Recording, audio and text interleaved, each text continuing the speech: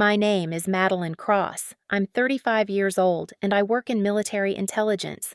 On the night everything unraveled, I was standing in the back of a luxury bookstore in DuPont Circle holding a glass of room-temperature wine wearing the only dress I owned that didn't look like it belonged in a clearance rack. That's when my aunt took the microphone and said, "My niece?" Oh, she just plays spy on the taxpayer's dime. She smiled like it was a joke, but it wasn't.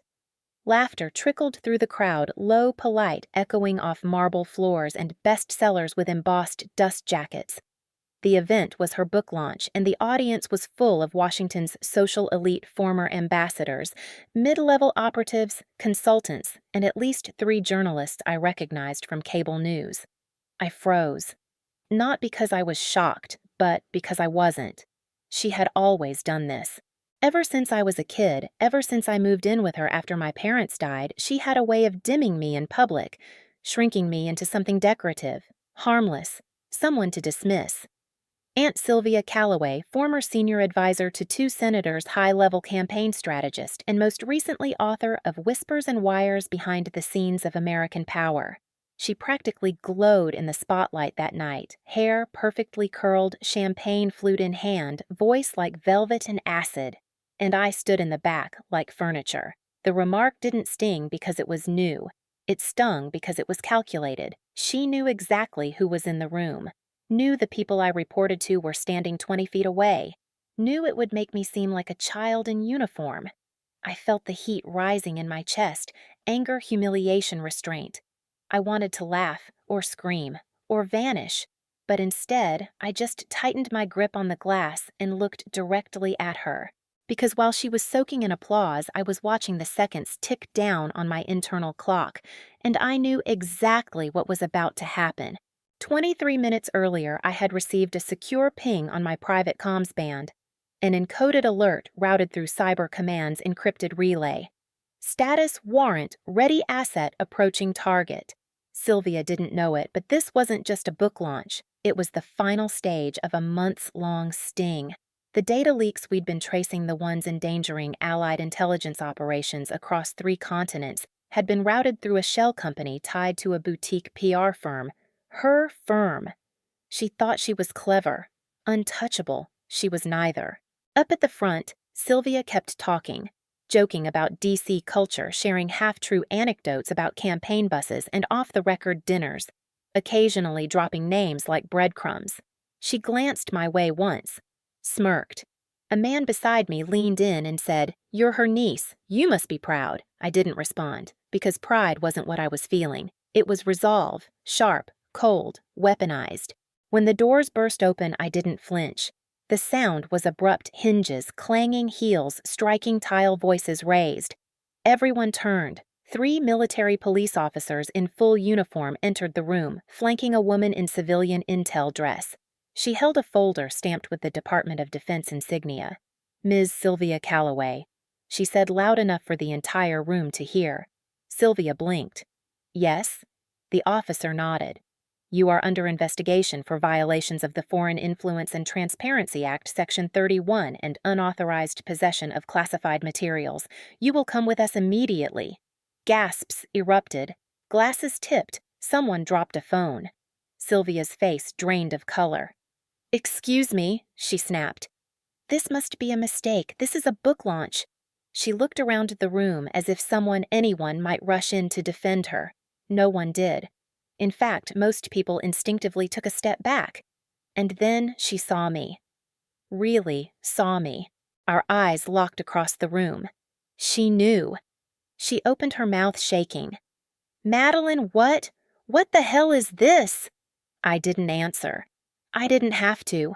The woman beside the officers opened the folder and began reading Miranda rights.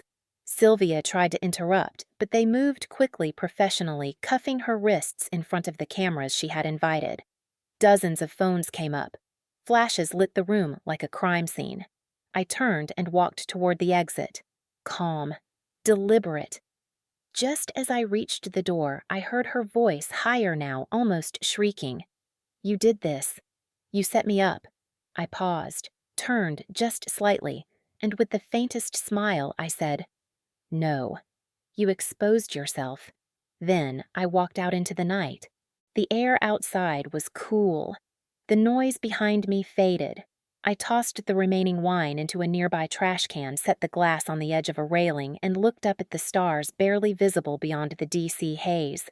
She'd always called me small, but she was the one in cuffs now, and I hadn't even needed to raise my voice. I was 8 years old when my parents died. Car crash. Nothing dramatic. Nothing secret, just bad timing. Slick roads and a truck that didn't stop in time. After the funeral, Sylvia arrived in a black trench coat and heels too high for a cemetery and told the court she would take me in. She said it like a favor, not like family. The judge nodded, the lawyers made it official, and by that fall, I was living in her Georgetown townhouse surrounded by hardback books and silence. Sylvia Calloway didn't do bedtime stories. She did daily news briefings. While other kids were watching cartoons, I was listening to her dictate speeches for mid-tier politicians with bad instincts and better teeth. She never cooked, only ordered, usually Thai, sometimes sushi always, something she could pronounce correctly in front of staffers. She liked to call herself an architect of power. I didn't know what that meant at the time, only that people in suits spoke carefully around her, like they were afraid to slip. She wasn't cruel, not exactly, but she believed in control. And affection. That was something she gave out in teaspoons, if at all. When I got to high school, I started winning math competitions. Quiet things. No trophies, just printouts and coded problems I solved faster than anyone else. My counselor suggested MIT. Sylvia told me to consider something more visible. You can't network with equations, she'd said. No one votes for the girl behind the firewall. But I wasn't interested in votes. I was interested in patterns, in what systems could be built or broken with enough insight and code. I left for MIT at 17, interned at NSA at 21. By 27, I had security clearance so deep I couldn't tell Sylvia what building I worked in, which of course drove her insane. She called my work vanity intelligence. Once said to a dinner guest, Madeline writes fan fiction for the military. They laughed. I smiled politely and cut into my undercooked salmon. But beneath that smile, I was already starting to see her, not as the towering woman who took me in, but as a woman who fed on being needed and feared being irrelevant. She never asked what I actually did for Army Cyber Command. That wasn't like her. Sylvia always asked, always pried. But with me, it was different. She assumed. She assumed my job was bureaucratic, keyboard staring, paper pushing. Cyber to her meant spam folders and Wi-Fi complaints. But she was wrong. Because 3 years ago, I joined Strike C7, an internal task force investigating foreign cyber interference black market data routes and internal leak networks targeting U.S. defense and intelligence. I'd worked across darknets, traced data mules through signal cloaks, mapped the shape of information as it shifted across continents. And 6 months ago, I found something that made my breath catch. A dummy corporation registered in the Cayman Islands named Violet Halo Limited. On the surface, it looked like a typical shell contracting strategic communication services to firms in the States. But one of the accounts tied to it had recurring transfers to a boutique consultancy based in D.C. Calloway Global Strategies. Sylvia's firm. At first, I told myself it was a coincidence.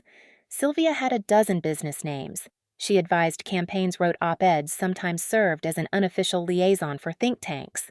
But she wasn't in espionage. She wasn't careless. I traced it anyway. Each transfer from Violet Halo came within 48 hours of classified cyber defense drills going dark. Not completely, just enough to raise flags inside our unit. 3 payments, 3 blackouts.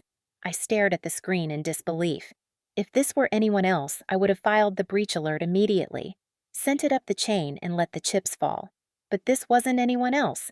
This was the woman who taught me how to hold a wine glass properly, how to deflect invasive questions, how to calculate a room before I entered it.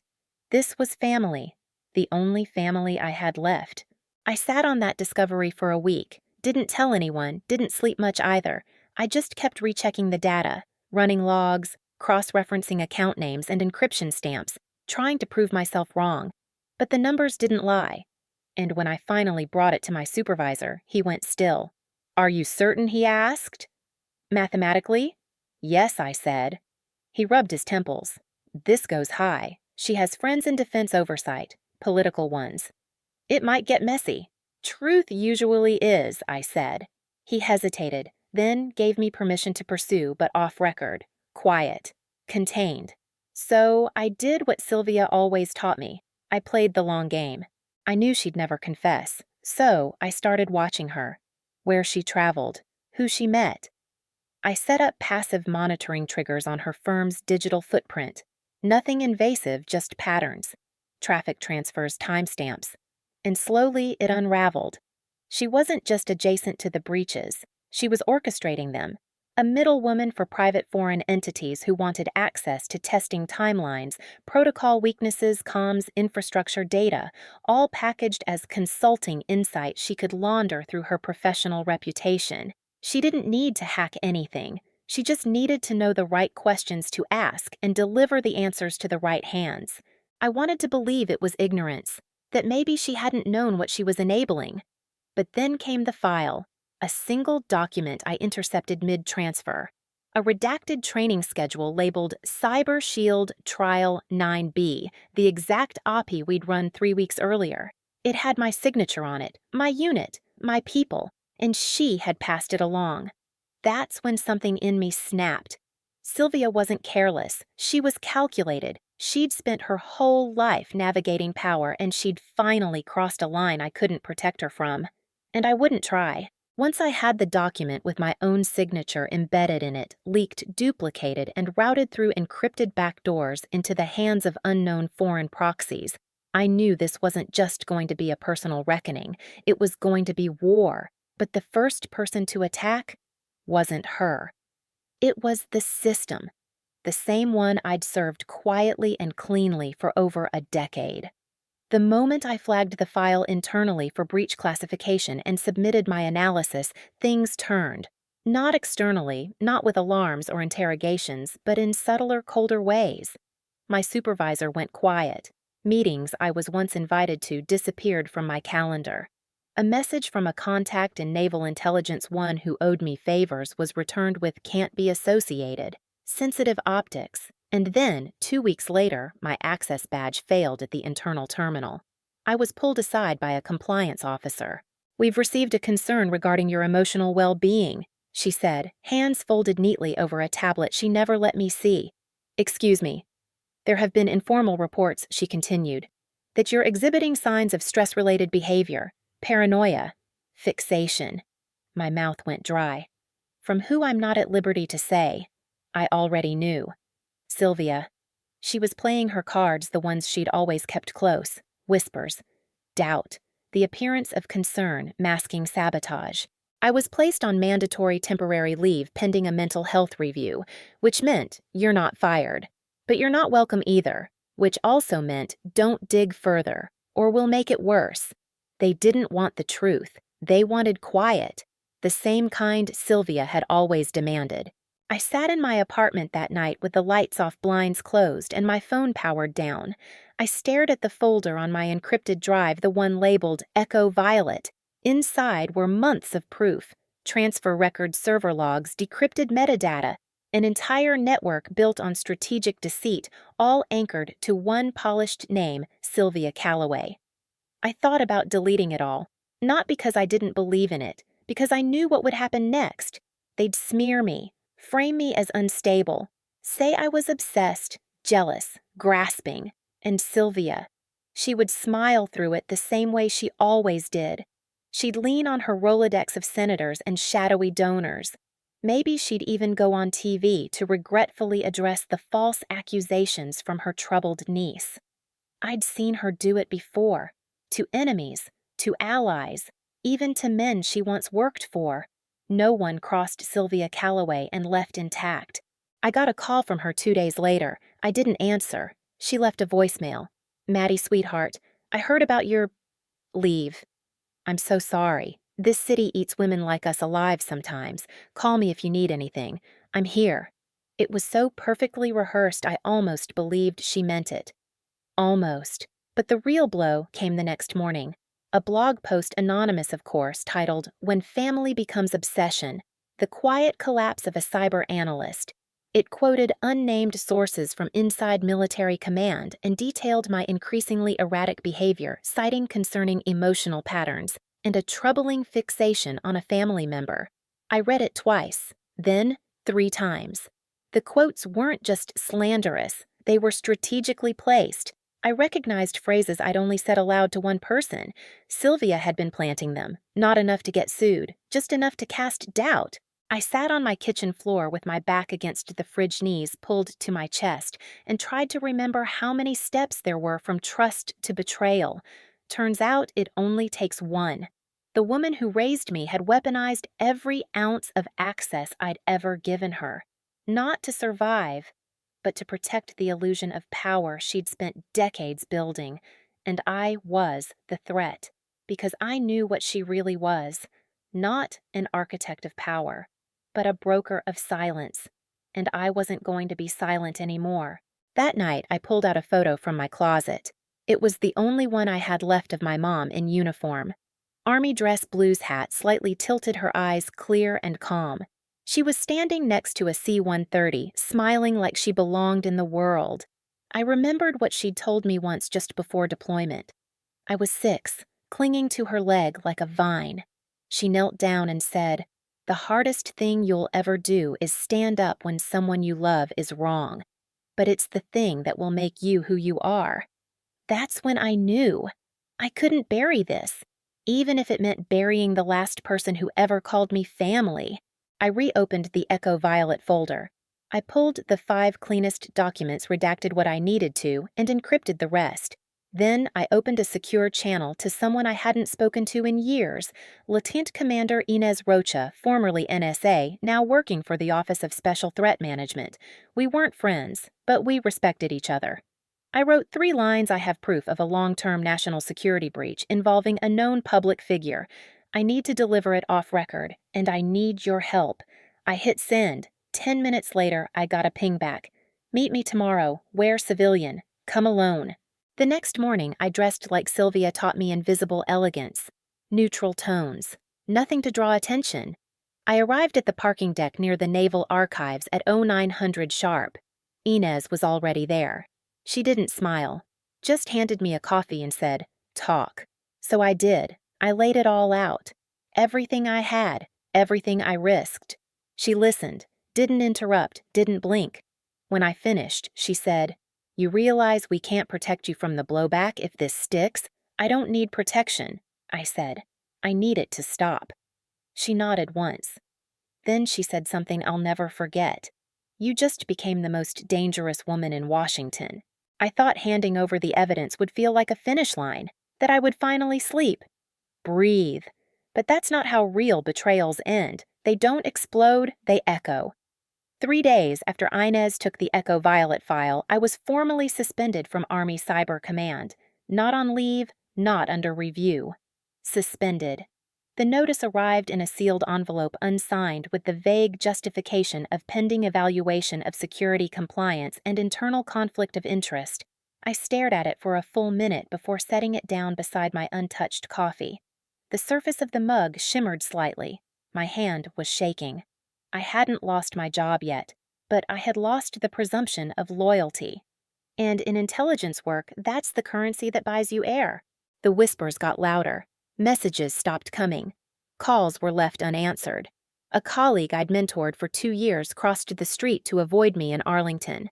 Then the follow-up stories started. First, a leak that I had abused internal resources for personal matters.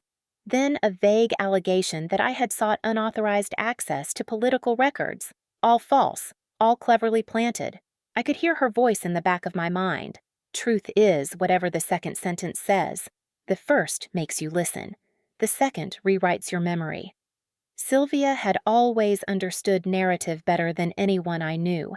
She didn't just manipulate the story, she designed the frame it sat inside. And now, I was her story. A bitter niece, a disgruntled analyst, a fragile woman unraveling under pressure. It didn't even matter if people believed it. It just had to live online long enough to give her space to escape. Inez kept me looped in, but sparingly. The Pentagon was reviewing the submitted intel. Oversight was interested but cautious. Some of the bank trails I'd uncovered were being quietly mirrored through Interpol, but nobody was moving fast, because Sylvia wasn't just a person. She was a brand, a moderate voice of reason, a woman who had been quoted in 3 presidencies, published in every political magazine that mattered, and had a photo with the Queen. She donated. She fundraised. She hugged veterans on camera. They wouldn't arrest someone like that lightly. They'd weigh it, stage it, sanitize it. I understood. I just didn't care. I hit bottom on a Tuesday. The apartment was quiet. Too quiet. I hadn't heard from anyone outside of Inez in over a week. I hadn't shaved, hadn't cooked. Most nights I slept in the clothes I wore during the day when I slept at all. There was a moment around 2:15 a.m. when I sat on the floor staring at the USB drive that still held a mirror of the original Echo Violet folder, and I asked myself aloud, was it worth it because I'd lost everything, my clearance, my credibility, the last blood tie I had? I could have said nothing. Let Sylvia walk. Let the system pretend it was fine. People had survived worse. People had closed their eyes and lived comfortably in the lie. But I couldn't, because I remembered the photo of my mother in her uniform, and I remembered her voice never trade silence for permission. I opened my laptop, logged into a deep storage vault I hadn't touched in years. Inside were old videos footage from my early days in training. Me in fatigue's fresh-faced voice, still unsteady, briefing a digital security drill in front of 20 older men who hadn't expected me to know what I was talking about. I watched my younger self hold her ground, watched her answer every question, take every hit, smile when they finally started to lean in, not because they liked her, but because they couldn't ignore her anymore.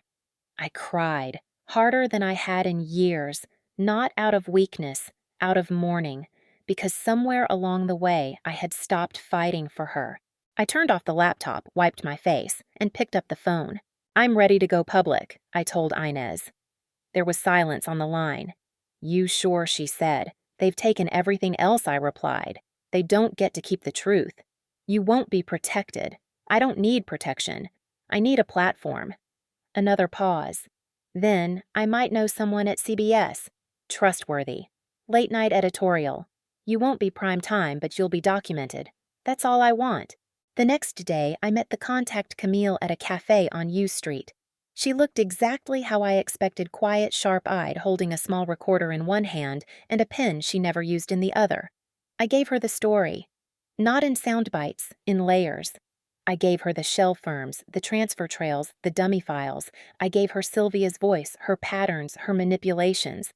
I gave her the cost of staying silent. And I ended with this: I loved her.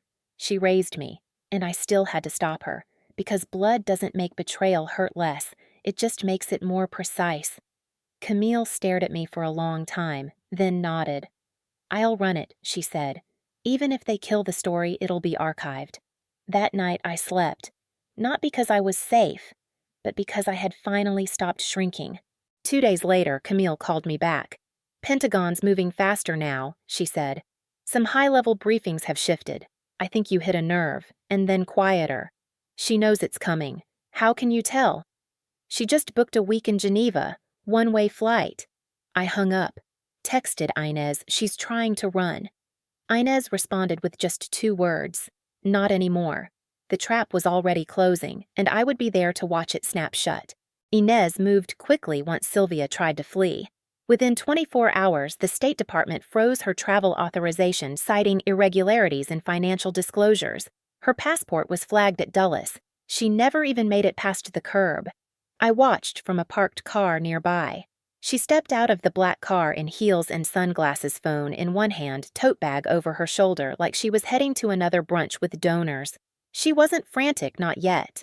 But I saw it in her posture, that tiny lean forward, the clenched jaw, the moment her assistant whispered something to her and she turned too sharply.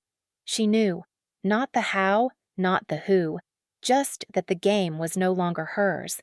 We had already begun the internal case file weeks earlier, but now it became a full operation. Inez secured a classified mandate through the Office of Special Threat Response, giving us limited authority to collaborate with cyber forensic units and financial investigators. I was reinstated on a temporary consulting basis. Not officially, Nothing written. But I was in the room. They needed the architecture of the case, and I had built every floor of it.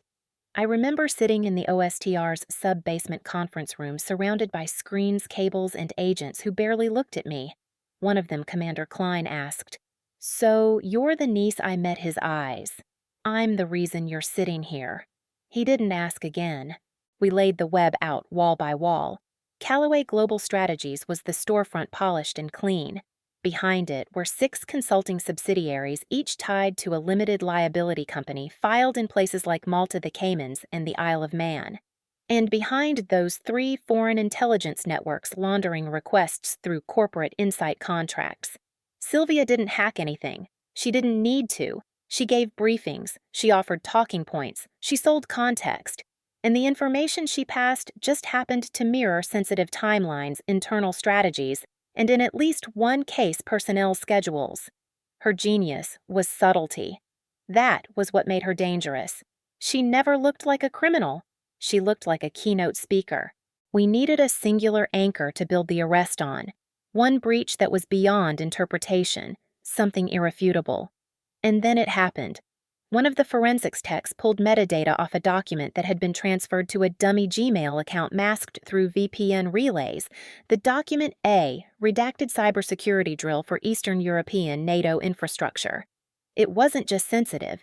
It was classified under Tier Black, an operational plan used in live training only weeks before, and embedded in the Doc A digital watermark, the kind only added by internal drafters. Sylvia's assistant Nora had opened the file at 2:03 a.m. 3 weeks ago. But she hadn't just opened it, she'd downloaded it. Nora was young, smart, loyal, too loyal. We brought her in softly, no arrest, just a quiet conversation. She cracked in 20 minutes, not because she was guilty, because she was scared. "I didn't know it was classified," she said. She told me it was for a policy paper. She said we were helping streamline redundant contracts, that she had clearance. "She didn't," Klein said. Nora went pale, and then shaking, she said something I hadn't expected. She told me, "If anyone ever asked, I should say you gave her the file." I froze. "Me," I said. She said you were unstable and obsessed with taking her down, that you had access and a personal grudge. She said people would believe it. I closed my eyes. Of course she did. Sylvia didn't just prepare to escape. She prepared to burn me in the process. We had enough. The team built the arrest packet over the next 72 hours. I reviewed every line, every footnote, every reference. The final report was 146 pages long, codenamed Operation Second Sentence, because Sylvia had always said the first sentence makes them listen. The second rewrites what they heard. Now, it was her story being rewritten. By me. Inez asked me where I wanted the arrest to happen. Her house, she offered. Or something more. Public. I didn't hesitate. Her book launch, I said.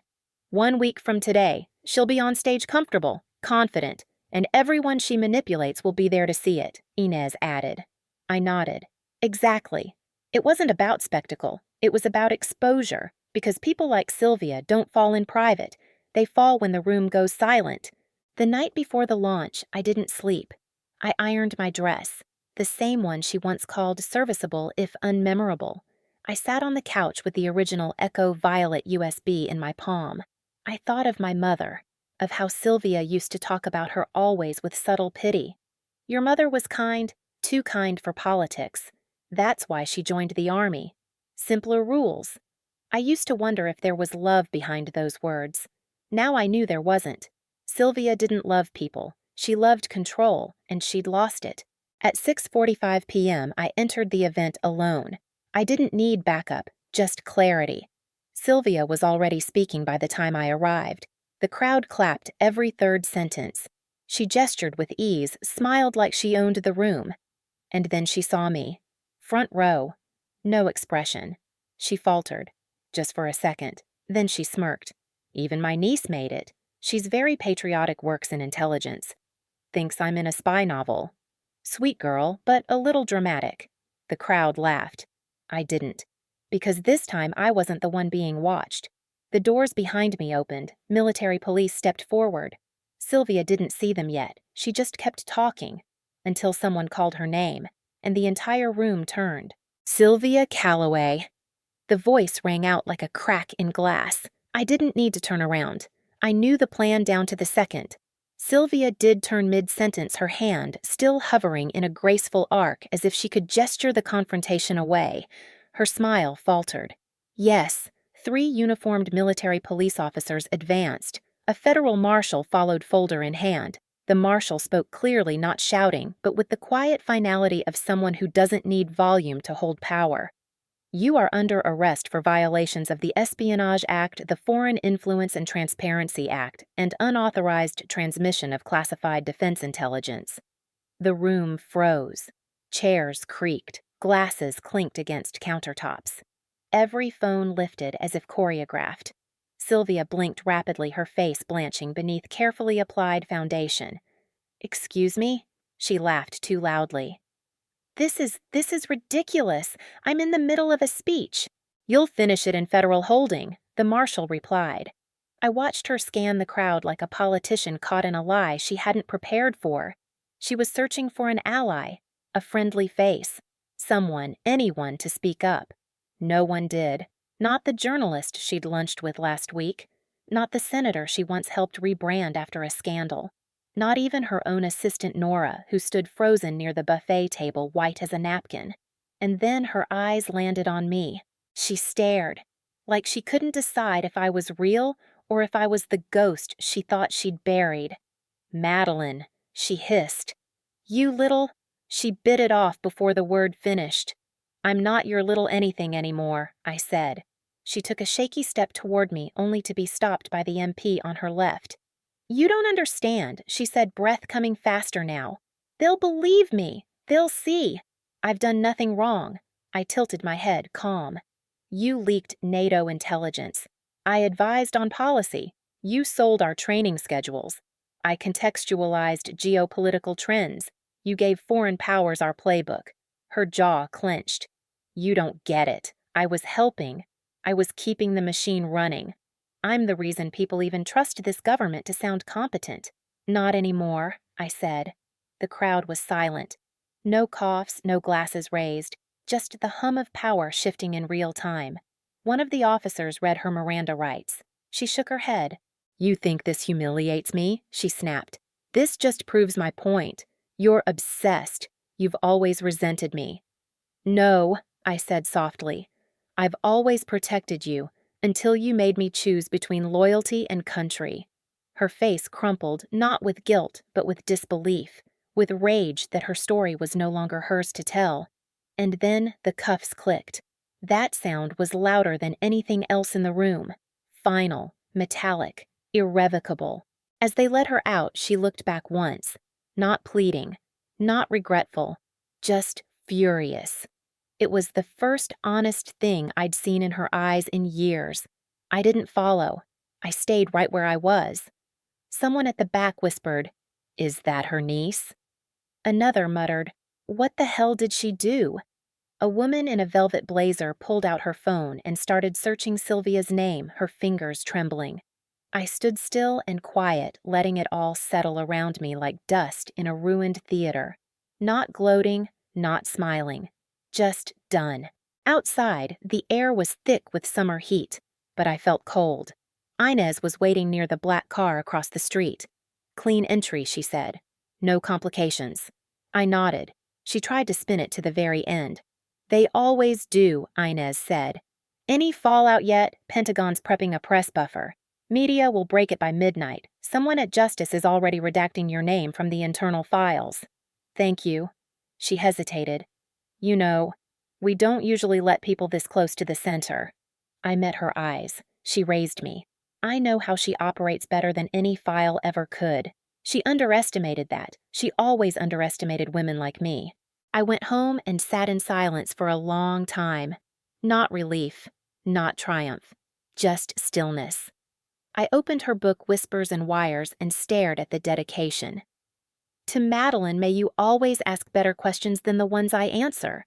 I laughed, not because it was funny, because even in that line, she thought she was in control. That night, I walked 2 miles to my mother's grave. I hadn't been in over a year. I sat cross-legged on the grass, the moon above me, and laid Sylvia's book at the base of the stone. LT, tall, Ellen Cross Courage Without Noise. 1965-1998. I did it, Mom, I whispered. I chose right, even when it meant choosing alone. I closed my eyes, let the quiet settle, let the story end. Not for Sylvia. For me. In the days that followed, the fallout came in waves. News anchors said words like shocking and betrayal and unlikely whistleblower. They didn't name me, but insiders knew. A few reached out old colleagues, analysts I hadn't seen in years. One email just said, "You did what we never could. Thank you." I didn't respond. There was nothing left to say. I hadn't done it for them. I'd done it for the woman in the mirror, the one who refused to flinch. And then one day a letter arrived. Typed. No return address. Inside was a single sheet of paper. "You were always more dangerous than you knew, and I trained you far too well." No signature, but I knew. Sylvia had written it before the arrest. A parting shot. A last word. She couldn't help herself. I burned it. Watched the flame curl around each syllable. Then turned back to the window, exhaled, and let the past finally end.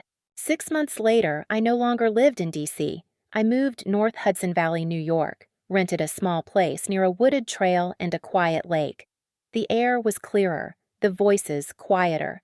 The weight behind my ribs had finally lifted. I didn't run away. I just let go. Let go of rooms where power was a weapon. Let go of people who mistook silence for weakness. Let go of the idea that justice had to look like fire and applause. Sometimes justice is a room that never invites you back because it knows you've outgrown it. Sylvia was convicted on 6 counts: espionage-adjacent violations, obstruction, and unauthorized transmission of federal defense material. She took a plea: 5 years in a federal low-security facility and permanent disbarment from lobbying, consulting, or political media. She never named names, never apologized, never broke publicly. But Inez told me that when they escorted her through intake, she didn't make eye contact with anyone. That was a kind of victory. Not for spectacle, but for truth. My name was never published. The Pentagon scrubbed my digital trail clean, citing protective intelligence anonymity. But people inside the system knew. Not everyone. Just the ones who watched what happened. The ones who'd seen me sit in rooms quietly for years, always a shadow to someone else's thunder. Now they stopped pretending. 2 months after Sylvia's conviction, I received a quiet email from a major in the Army's new threat assessment group. Subject line: "Come build the next firewall." I declined, politely. Instead, I started teaching. Local college part-time. Cyber ethics, signal psychology, real-world consequences of digital indifference. The students were young, opinionated, brilliant. They asked smart questions. One girl raised her hand on the first day and asked, "Have you ever worked in intelligence?" I smiled. "Something like that." She nodded. Didn't press. That's the thing about people who really want to learn. They don't need the whole story. They just need someone willing to tell the part that matters. I kept the USB, the original Echo Violet file, not for revenge, for reminder. Some nights I'd look at it, tiny, dull, insignificant to the eye, but inside data that changed lives. Proof that the quietest object in the room can carry the loudest truth. Nora, Sylvia's former assistant, wrote me once. Just a short email. I left D.C. I'm working in nonprofit education now. I hope I'm becoming someone I would have trusted back then. "Thank you for not letting her win," I replied. "We were both raised in her shadow, but we don't have to stay there." I didn't go to Sylvia's sentencing. I didn't need to watch her fall. I had already witnessed the moment she stopped standing, that moment at the launch when she looked at me and saw, truly saw for the first time, that she had raised someone who didn't need her validation, didn't need her permission, didn't need her protection. Someone who had taken everything she taught me and rewired it into something better. Not to mirror her, but to end her. Now, when people ask who I am, I don't tell them the story. I tell them the lesson. That power doesn't always yell. Sometimes it whispers, sometimes it waits, and sometimes it walks into the room wearing soft shoes and says, "No, not this time." I visit my mother's grave every month now, bring flowers, tell her what I've been working on. Last time I brought a flash drive with a lecture I gave on digital integrity in a post-truth era. I left it at the base of her stone, because she never got to see who I became. But I like to think she'd be proud, not because I exposed a traitor, not because I burned a legacy, but because I never forgot what she taught me. You can love someone and still stop them. You can lose everything you thought made you whole and still walk forward. Sometimes people write me anonymously. Emails, DMs, encrypted letters. Analysts, interns, quiet professionals. They say I have a Sylvia too. I know something, but no one will listen. How do you start? And I tell them, you start with the first sentence. Then you write the second, and then you don't stop. I'll never be famous. No book deals, no spotlights, no commemorative plaques. But I live with peace, with purpose, and with the kind of power Sylvia never understood, the kind that doesn't need to be seen, just felt. If you're listening to this, maybe you've been told you're too quiet, too dramatic, too emotional, too much of something and never enough of the thing they want you to be. Let me tell you something I had to learn the hard way. You are not too quiet. You are not too soft. You are not wrong for knowing what you know. Because when the time comes to stand, you won't need to shout. You'll just need to not look away. That's where your story begins. And if you choose it, it's where the silence finally ends.